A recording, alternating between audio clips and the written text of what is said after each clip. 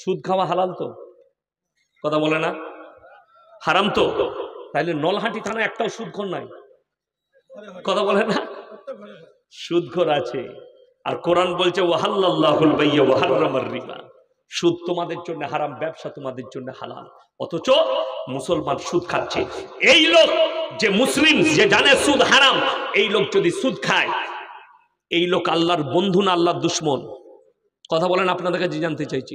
আল্লাহর দুশমন। রাসূল আকরাম সাল্লাল্লাহু আলাইহি সাল্লাম বললেন, 1 টাকা যদি কেউ সুদ খায়, নিজের মায়ের সঙ্গে সবথেকে নিম্ন পাপ 36 বার জিনা করার সমান পাপ হবে। আপনি বলুন, যে লোক সুদ খাচ্ছে, এই লোক রাসূলের উম্মত না রাসূলের দুশমন? রাসূলের দুশমন। অবাক লাগবে, কিন্তু আমাদের দেশে জান্নাত যাওয়া খুব সহজ। সহজ নয়? এই তুমি চা আমাকে দিবে না?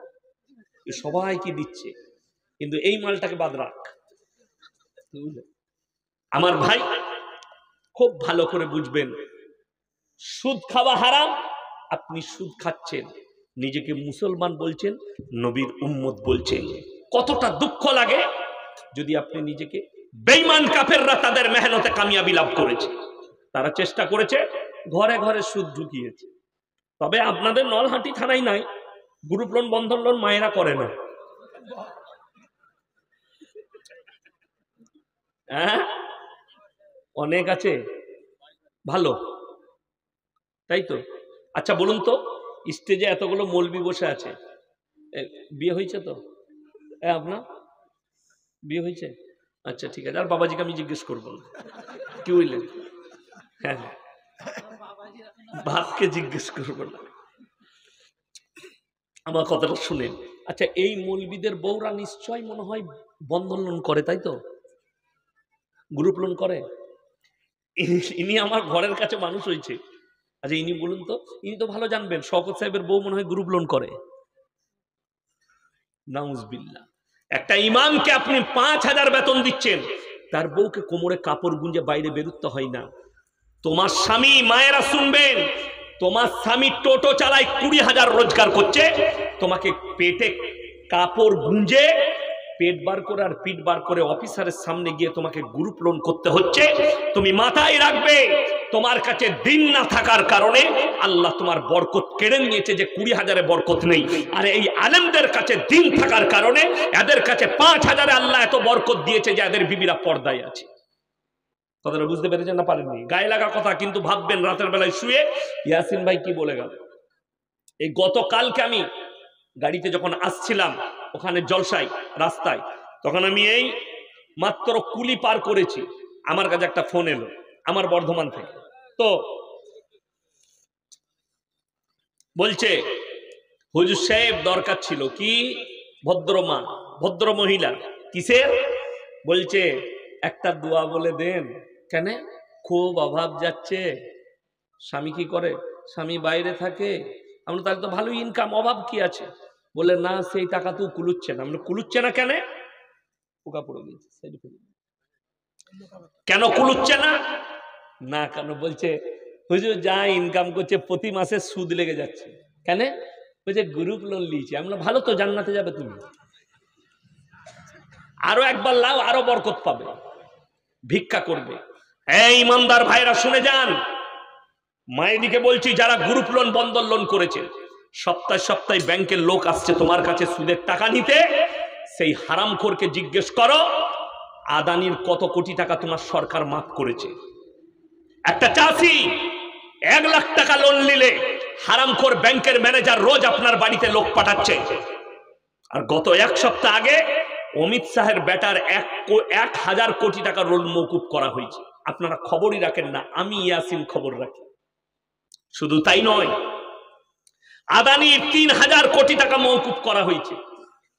আর আপনি যে সুদটা দিচ্ছেন, ওই টাকাটা আপনার পেছনে খরচ করে না ব্যাংকওয়ালা, ওই টাকাটাই আদানি আর আম্বানিকে দেয়। ব্যবসা কর, না দিতে পারলে তোদের মা। আপনি বলছেন আরে আমরা সুদের উপরে লোন নেব না, তা মৌলী সাহেবরা আমাদেরকে খাওয়াবে। দুঃখের বিষয়, রুজির মালিক সকলে বলুন কে? রুজির মালিক হচ্ছেন আল্লাহ। এটা যাদের বিশ্বাস হয় না, তাদেরকে অনুরোধ করে বলবো, বহরমপুরও আপনাদের কাছে, কাছে না কাছে লয়, কাছে, পেছন দিকে রামপুরহাট কাছে, নলহাটি কাটে। নলহাটি বলবো না, অত দামি টাউন নয়, রামপুরহাট দামি টাউন। ঠিক বললাম না ভুল বললাম? বীরভূম জেলার রামপুরহাট একটা দামি, সিউড়ি একটা দামি, বহরমপুর কাছে ওটাও দামি। সকালবেলায় ফজরের পরে বহরমপুর চলে যান, গঙ্গার ধারে চলে যাবে, 100টা কোটিপতি লোক খালি আন্ডার প্যান্ট পরে ছুটছে। কি হলো বে?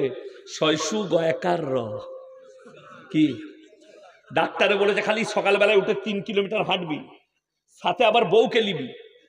অনেকজন আবার বউকে লিখছে খেপি তু হাঁট, নাহলে তোকু ধরে নিবি। দোকানে গিয়ে কি বলে, দাদা বিনা চিনির 1 কাপ চা দাও। তাকে জিজ্ঞেস করো, দাদা বিনা চিনি চা কেমন লাগে? দারুণ লাগে, খেয়ে দেয়। আর আমি বলছি ছাগলে মুখ দিবে না, ওটা ফেরে পড়ে ভালো লাগছে, সুগার হয়েছে বলে ভালো লাগে। ঠিক না ভুল? তা নাহলে বিনা চিনি চা কখনো ভালো লাগে? ভালো লাগে না।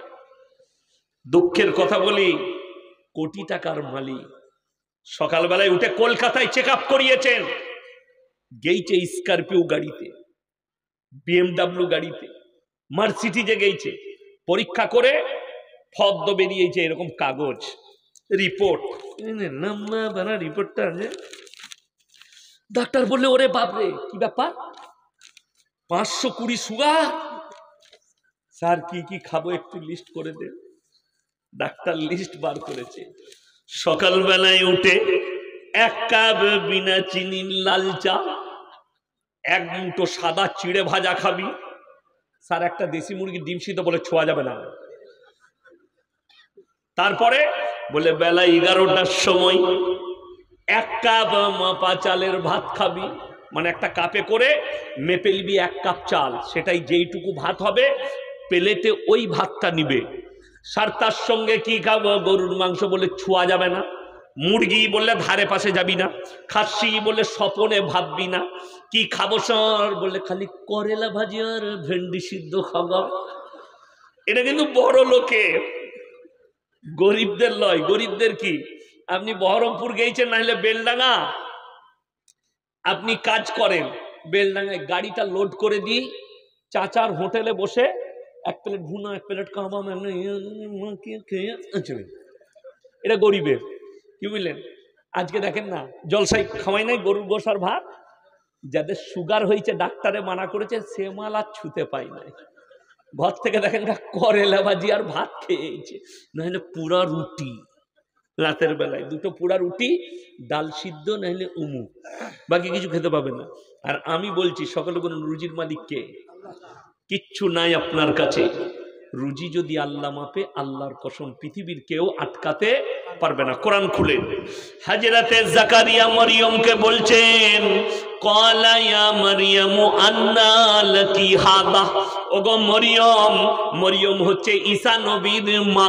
হযরতে মরিয়ম, সূরা মরিয়ম, ওয়াজকুর ফিল কিতাবি মরিয়ম ইদিন তাবাদাত মিন আহলিহা মাকানান শারকিয়্যা। মরিয়ম যখন নিজের পরিবারের কাছ থেকে পূর্ব দিকে এক স্থানে নিজেকে বন্দী করে নিল, আল্লাহর তরফ থেকে খাবার